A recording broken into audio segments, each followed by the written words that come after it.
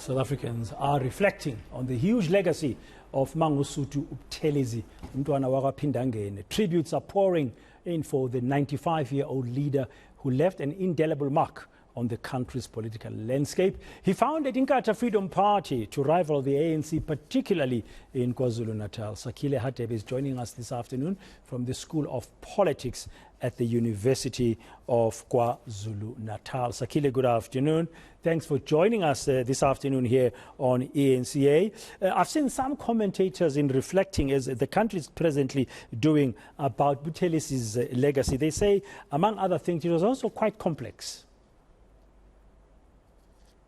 Yes, thank you very much to you and your viewers.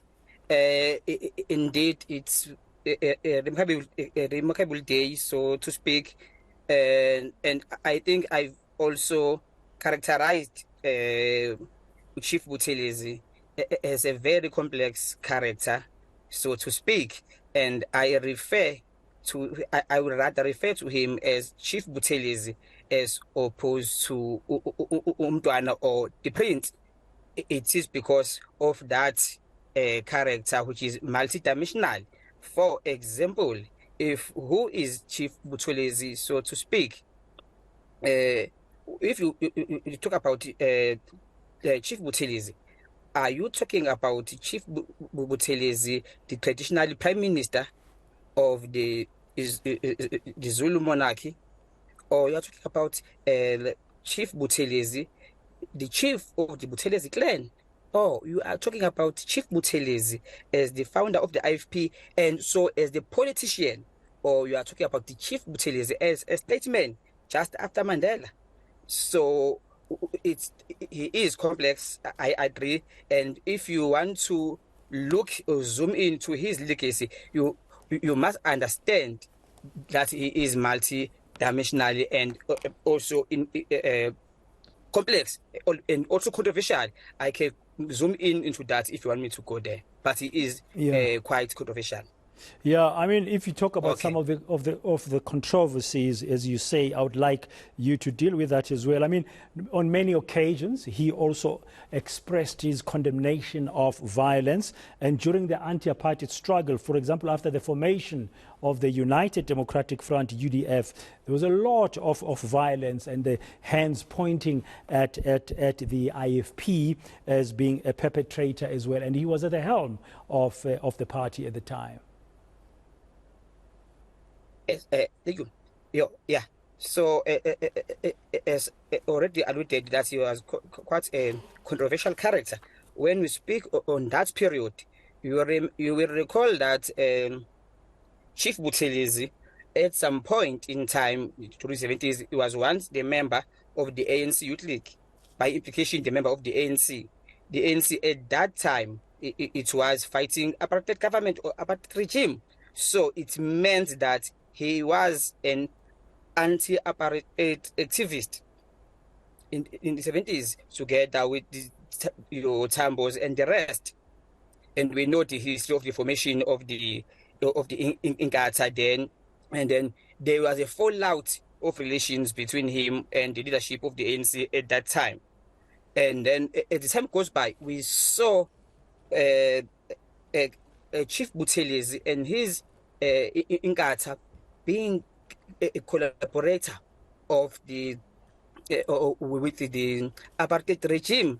He was receiving assistance, military and financial, and it's there for everyone to know that at some point he became close friends with the apartheid government, which he fought for when he was the member of the ANC. That is why I am saying is quite a controversial figure. You cannot really draw a line and say Chief Buthelezi was an anti-apartheid activist or was an apartheid collaborator. It does not end there. Even if you go to the politics of 90s, especially in the KZN, where we have what one should say almost the emergence of the civil war, others would prefer to call it black on black violence. And you cannot divorce the name of Chief Buthelezi from that as the leader of the IFP. So at the same time, there are those who believe that Chief Buthelezi is a statesman after Mandela who contributed to peace in KZN. Can you see the contradictions between the two? Yes, this is why I agree yeah. that's quite a complex character. Yeah, I mean, a complex character, even bordering on being seen in some quarters in South Africa as a divisive leader. But you cannot fault him for his resilience and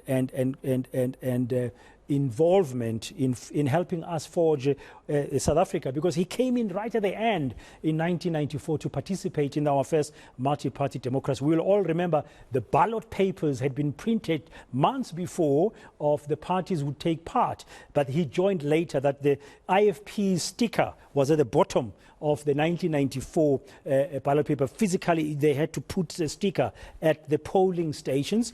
And I was one of the journalists who traveled with him when he did his first rally in the then Kangwane, Bantustan, which is now part of Mpumalanga. And we were struck by how he was addressing these communities, particularly as well addressing only whites-only Afrikaner meetings as he took part in those elections. Yes, indeed. It would be selfish to take that away from him. That is why one side. This is why I refer to him as a statesman to a certain extent, and as we refer to him as a man of peace to a certain extent. The fact that he agreed to the current system, because we know that at that point he would have preferred to have KwaZulu as an independent state going forward. This is why, as we alluded, that he only joined at a very later stage. But the fact that he joined in that very later stage, it assisted our then emerging democracy, because clearly without his consent and his Inkatha Freedom Party, then if he refused totally to participate in the election, I think it would have been a catastrophe. So we might have seen one of the civil wars. South Africa could have been one of the African states where we literally saw the civil war. But it is not a surprise that you just mentioned that he addressed mostly African societies. Yes, he had a right to do so, because we know that after the IFP-ANC relations fall out, he was begged by the then regime. So he was the man to speak to his superiors, so to speak. So he was the right man to speak to them. And you know, he did not do that out of the bottom of his heart. It was because of the promises, the engagements, which you say, this is what we are going to get. Mandela had to promise him a seat in the cabinet, as we know. And at some point, he wanted to be a deputy president of the country, of which it did not happen. He seconded for the Minister of Home Affairs, if I recall yes, correctly. Correctly, yeah. But and as Minister of Home Affairs, as we conclude, Sakhile, he had an opportunity several times to be acting president when Nelson Mandela was out of the country. So he got a taste of the presidency without being the deputy president for short terms, as the, you know, our constitution allows the president, when he's away, to appoint one of his cabinet members as an acting president. Thank you very much for your insights. That's an analyst academic in the School of Politics at the University of KwaZulu-Natal, Sakhile Hadebe.